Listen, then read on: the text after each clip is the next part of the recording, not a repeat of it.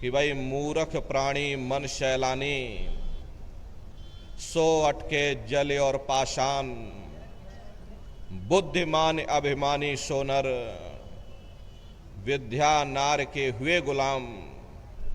इस संसार में तीन तरह के मनुष्य होते हैं।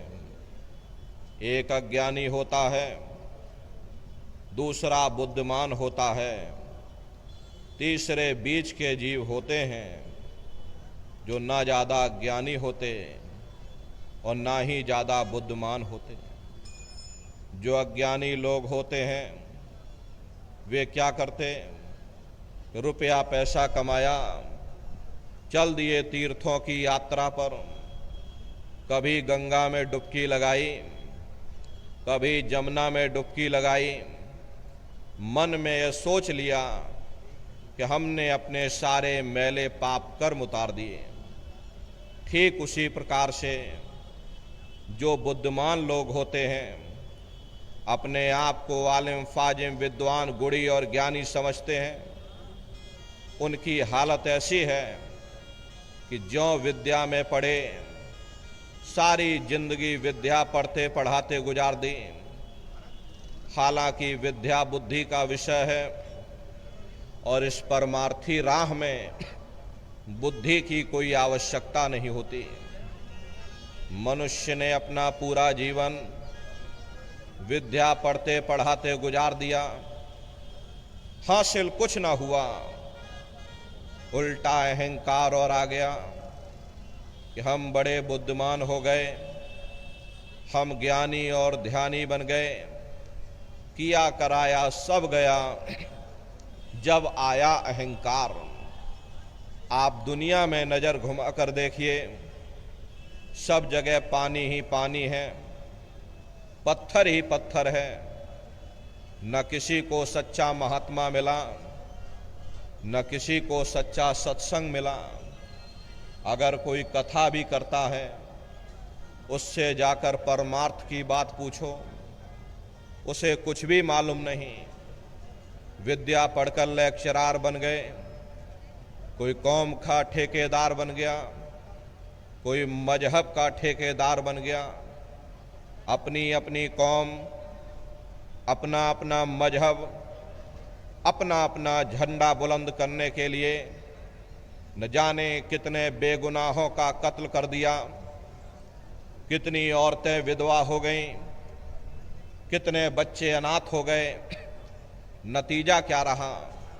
चारों तरफ बर्बादी ही बर्बादी। महात्मा कहते हैं कि भाई बाकी जीव बीच के जितने, ना मूर्ख ना अति बुद्धिमान, जप तप व्रत संयम बहु धोखे, पंचअग्नि में जले निदान। बाकी जो बीच के जीव हैं, जो ना ज्यादा ज्ञानी हैं ना ही ज्यादा बुद्धिमान हैं, उनकी हालत ऐसी है कि अगर अज्ञानियों का जोर पड़ गया तो अज्ञानियों की तरफ लुढ़क गए, बुद्धिमानों का जोर पड़ गया बुद्धिमानों की तरफ लुढ़क गए। बिन पैंदे लोटे की तरह लुढ़कते लुढ़कते उन्होंने अपना पूरा समय बर्बाद कर दिया। प्रेमी भाई बहनों, इसी तरह से लोग व्रत या उपवास करते हैं। व्रत या उपवास करना अच्छी बात है, इससे शरीर हल्का होता है, काया निरोगी होती है। लेकिन अगर हम ये सोच लें कि हम व्रत या उपवास करके ही उस परमात्मा को प्राप्त कर लेंगे, तो कभी संभव नहीं हो सकता। एक आदमी का प्रण था, वह रोज दिए में तेल भर करके पाठ करना शुरू कर देता था और जब तक तेल खत्म न हो जाए, दिया बुझ न जावे, तब तक वह रोटी नहीं खाता था। अब घर में नई बहू आ गई, उसे रस्म रिवाज का पता नहीं था।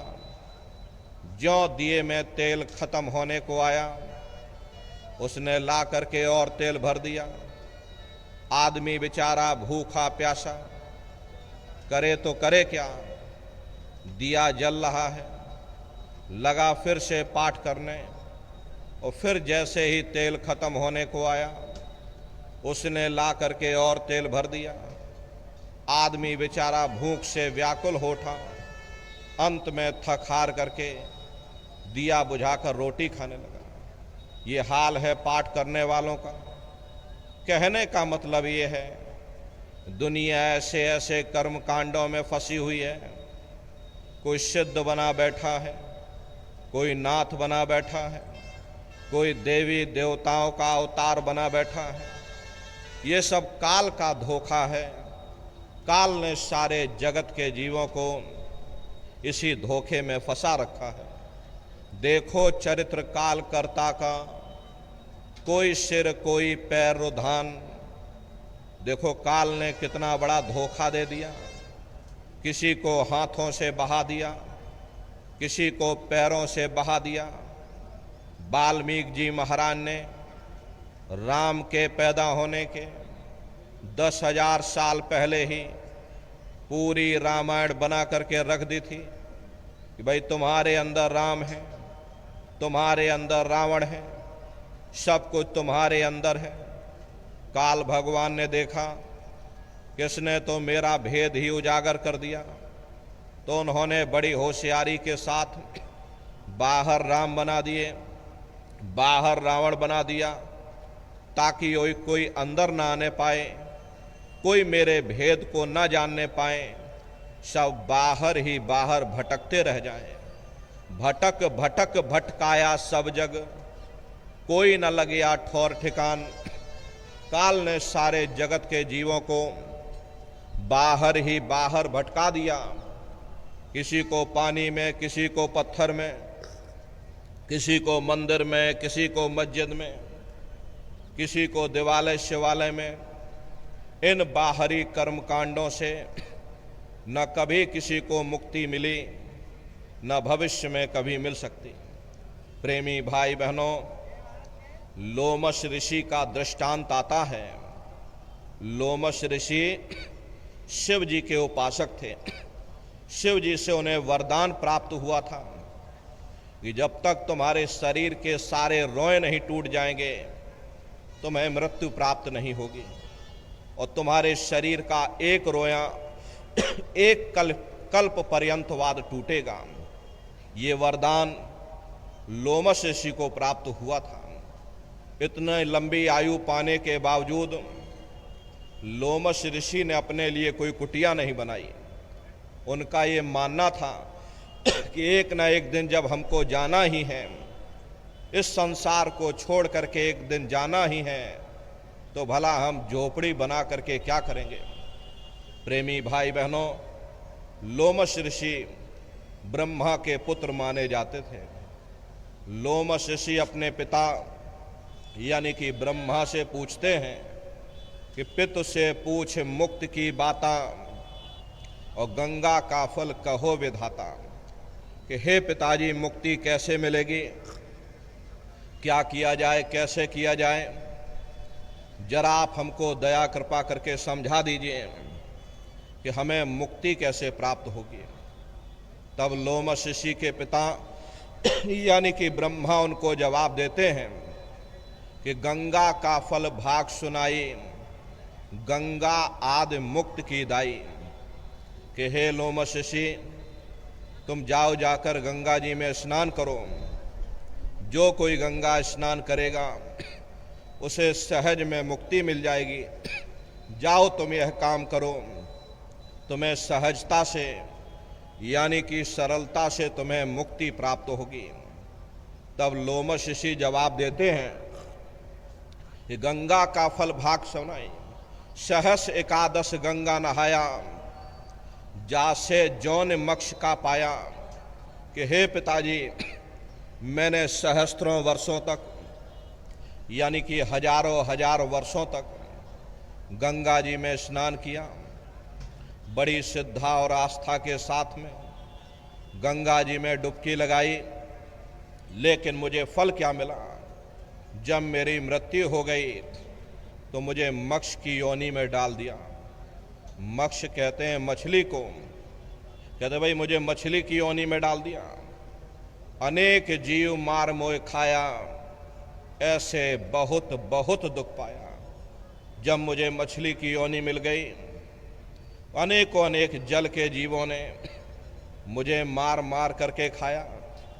मुझे कितनी तकलीफ हुई, कितनी मुझे पीड़ा हुई, इसका मैं वर्णन नहीं कर सकता। और हे पिताजी, एक नहीं जय जय तीरथ सबे नहाए, जल जीव जौनि माहि भरमाए। कि जितने भी तीर्थ थे सभी जगह जाकर मैंने स्नान किया, जल में आशा बांधी, जल में मुझे वास मिल गया, लेकिन मुझे मुक्ति नहीं मिली। इसलिए हे पिताजी, ऐसी जुक्ति मुक्ति बतलाओ, भव जल पार उतर के जाओ। ये ऐसी जुक्ति, ऐसी मुक्ति का हमको रास्ता बतला दो, जिससे हमारी ये जीवात्मा सदा सर्वदा के लिए इस भव सागर रूपी समुद्र से पार हो जावे, फिर कभी जन्म मरण के बंधनों में हम ना आए। हे पिताजी, दया कृपा करके मुझे कोई ऐसा मार्ग बतलाओ। तब लोमश ऋषि के पिता यानी कि ब्रह्मा उनको जवाब देते हैं कि पूजो पत्ती प्रीत लगाई और पीपर में जल ना हो जाई।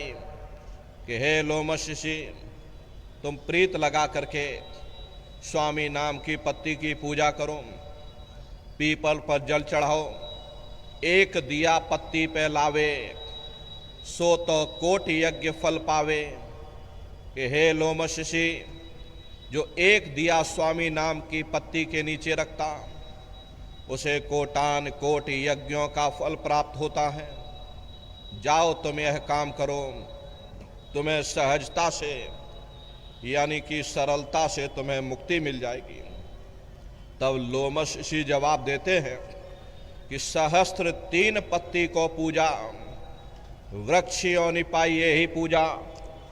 हे पिताजी, मैंने सहस्त्र 3 यानी 3000 वर्षों तक स्वामी नाम की पत्ती की पूजा की, पीपर पर जल चढ़ाया, पीपर की परिक्रमा लगाई, लेकिन मुझे फल क्या मिला?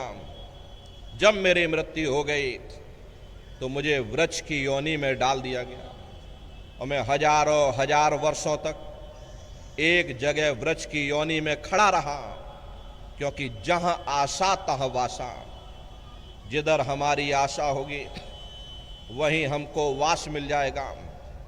मैंने अपनी आशा पेड़ पौधों में लगाई, वृक्ष में लगाई, अरे मुझे वृक्ष की योनि में डाल दिया और मैं हजारों हजार वर्ष तक एक जगह वृक्ष की योनि में पड़ा रहा। इसलिए हे पिताजी, दया कृपा करके मुझे कोई ऐसा उपाय बतला दो जिसे मुझसे मुक्ति मिल जाए, जन्म मरण के बंधनों से हम आजाद हो जावें, ये जीवात्मा सदा सर्वदा के लिए इस भवसागर रूपी समुद्र से पार हो जावे। हे पिताजी, दया कृपा करके मुझे कोई ऐसा उपाय बता दो। तब लोमश ऋषि के पिता यानी कि ब्रह्मा उनको जवाब देते हैं कि हे लोमश ऋषि, एकादशी करो तुम जाई, याते मुक्ति सहज में पाई। जाओ तुम एकादशी का व्रत रखो, इससे सहजता से यानी कि सरलता से तुम्हें मुक्ति मिल जाएगी। जाओ तुम यह काम करो। तो लोमश ऋषि जवाब देते हैं कि सहस वर्ष एकादश कीना और अंत जन्म माखी को लीना। कि हे पिताजी, मैंने सहस्त्रों वर्षों तक यानी हजारों हजार वर्षों तक एकादशी का व्रत किया, लेकिन मुझे फल क्या मिला? जब मेरी मृत्यु हो गई मुझे मक्खी की योनि में डाल दिया गया और मैंने और भी बहुत सारे व्रत किए। प्रथम व्रत एतवार को कीना, याते जन्म चील को लीना, मंगल बहुविधि व्रत रहाई, याते जन्म सुअर को पाई, और पुनि व्रत तीज को कीना, कुकर जन्म ताही से लीना, और परदोष नेम से कीना, खर को जन्म ताही से लीना। हे पिताजी, बड़े नियम संयम के साथ में मैंने परदोष व्रत भी किया, लेकिन मुझे फल क्या मिला? जब मेरी मृत्यु हो गई, मुझे खर की योनि में डाल दिया। अब इसमें से निकाला, उसमें डाल दिया। अब उसे आप सजने संवारने में लग गए, तब तक ले जाकर दूसरे खोल में डाल दिया, फिर उसे आप सजने संवारने में लग गए। ऐसे ये मदारी नचाता रहता और आप बंदर की तरह नाचते रहते। तो भाई नौमी व्रत अष्टमी की ना, याते जन्म घूस को लीना। और अंत में लोमश ऋषि कहते हैं कि अर्पुनि व्रत कर झार बनाई, पर मुक्ति हमने नहीं पाई। हे पिताजी, मैंने और भी बहुत सारे व्रत किए, लेकिन मुझे मुक्ति नहीं मिली, मेरा समय बर्बाद हो गया।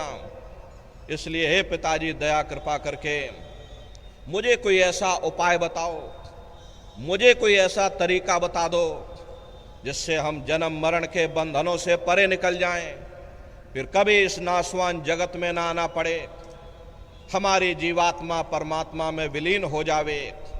हे पिताजी, दया कृपा करके मुझे कोई ऐसा उपाय, ऐसा रास्ता बताओ। तब लोमश ऋषि के पिता यानी कि ब्रह्मा उनको जवाब देते हैं कि हे लोमश ऋषि, पुण्य गौ का सबसे भारी, याते मुक्ति होए विचारी। मेरा ये विचार है, जाओ तुम थोड़ा दान पुण्य करो, और दान पुण्य में सबसे बड़ा पुण्य गौदान माना जाता है। जाओ तुम गौदान करो जाकर के, तुम्हें सहजता से, सरलता से तुम्हें मुक्ति प्राप्त हो जाएगी। तब लोमश ऋषि कहते हैं कि गौदान कीन्हा बहु तेरा, जन्म मिला जो बकरी केरा। कि हे पिताजी, मैंने बहुत गौदान किया, लेकिन मुझे फल क्या मिला? जब मेरी मृत्यु हो गई, मुझे बकरी की योनि में डाल दिया गया।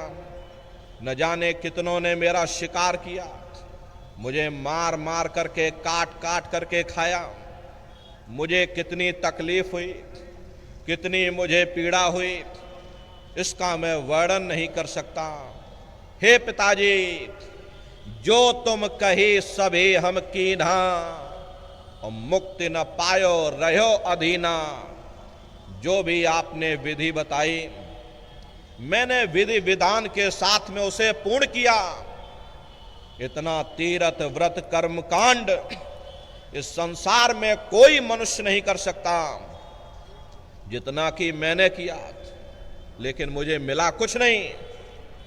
मैं खाली का खाली रह गया, मेरा जन्म बर्बाद हो गया, मेरा समय बर्बाद हो गया, ये सांसों की पूंजी बर्बाद हो गई। इसलिए हे पिताजी, मैंने बहुत भटक लिया, कई जन्म जन्मांतरों से भटकते चले आ रहे। जहां मैंने आशा बांधी, वहीं मुझको वास मिल गया, लेकिन मुझे मुक्ति नहीं मिली। हे पिताजी, मैं बहुत थक गया हूं, अब की बार दया कृपा करके मुझे कोई ऐसा उपाय बता दो जिससे हमारी जीवात्मा परमात्मा के में विलीन हो जावे, हम हमेशा के लिए जन्म मरण के बंधनों से आजाद हो जावें, फिर कभी 4 खान 84 लाख योनियों में न भटकना पड़े। हे पिताजी, दया कृपा करके मुझे कोई ऐसा उपाय, ऐसा तरीका समझा दो, ऐसा रास्ता बतला दो। तब अंत में लोमश ऋषि के पिता यानी कि ब्रह्मा उनको जवाब देते हैं कि लोमश ऋषि में कहो विचारा, और संत शरण से होए वारा। कि हे लोमश ऋषि, मेरा ये अंतिम विचार है, तुम जाओ संतों की शरण में चले जाओ, वहीं से तुमको मुक्ति मिलेगी। तीर्थ व्रत सब झूठ पसारा, नहीं हुई है अंते निर्वारा।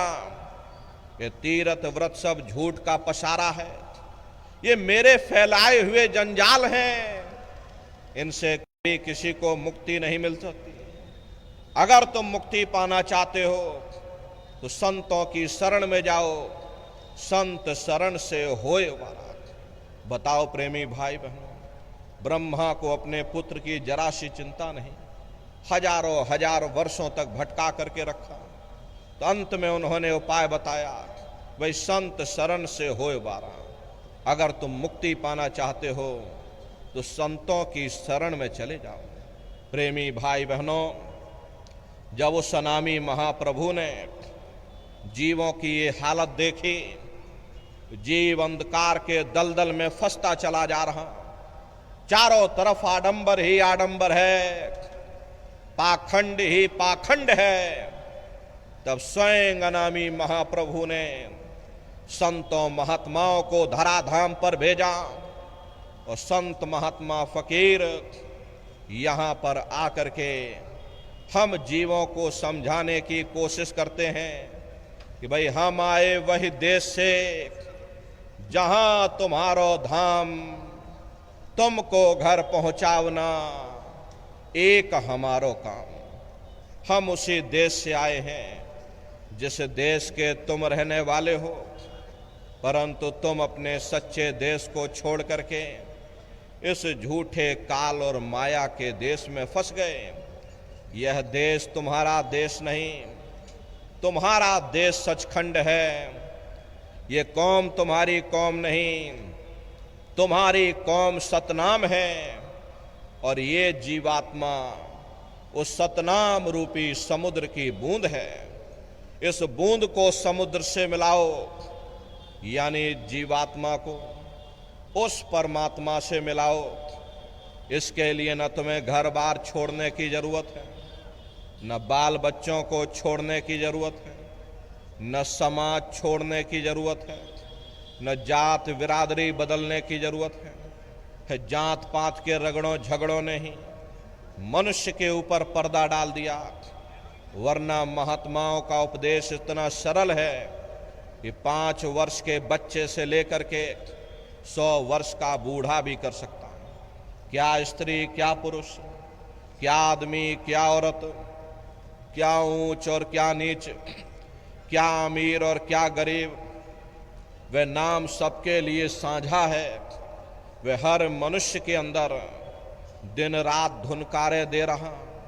वह साधु संतों के अंदर भी गूंजता है, तो वह चोरों ठगों के अंदर भी गूंजता है। वह ब्राह्मणों के अंदर भी गूंजता है, तो वह शूद्रों के अंदर भी गूंजता है। यहाँ किसी कौम का सवाल नहीं, यहाँ किसी मजहब का सवाल नहीं, यहाँ किसी जात और बिरादरी का सवाल नहीं। ये जात पात के रगड़े और झगड़े ये हमारे अपने नहीं हैं, ये सिर्फ हमारे मन की ख्वाहिश है। आप अपनी बुद्धि से विचार करिए, जब गुरु नानक साहब नहीं आए थे तब कोई सिख नहीं था, जब मोहम्मद साहब नहीं आए थे तब कोई मुसलमान नहीं था, जब ईसा मसीह साहब नहीं आए थे तब कोई ईसाई नहीं था। और पीछे लौटते चले जाओ तो केवल मनुष्य ही मनुष्य रह जाते हैं। ये रगड़े झगड़े किसने पैदा किए? ये हमने आपने पैदा किए। अरे कोई भी महात्मा यहाँ पर आकर के ना कोई कौम मनाने आता है, ना कोई यहाँ मजहब चलाने आते हैं, ना कोई यहाँ जात बिरादरी को बदलने आते हैं। प्रेमी भाई बहनों, ये जितने हमारे मजहब हैं, चाहे हिंदू धर्म हो, चाहे मुसलमान धर्म हो, चाहे सिख धर्म हो, चाहे ईसाई धर्म हो, जितने भी हमारे मजहब हैं, इनके जितने रीति रिवाज हैं, जितना रहन सहन का तरीका है, जितनी भी शरीयतें हैं, हमें जरूर अलग अलग नजर आती हैं, लेकिन उसके अंदर जो रूहानियत है, जो रूहानियत छिपी हुई है, वो असलियत है। वो हर मजहब की तह के अंदर एक ही चीज होती है। संत महात्मा फकीर केवल उस रूहानियत को समझाने के लिए आते हैं। रूहानियत और शरीयत का आपस में वैसा ही रिश्ता होता है जैसा कि जेवरों के डिब्बों के साथ होता। कीमत जेवरों की होती है, डिब्बों की नहीं। अरे तलवार को काम आनी होती है, म्यान को नहीं।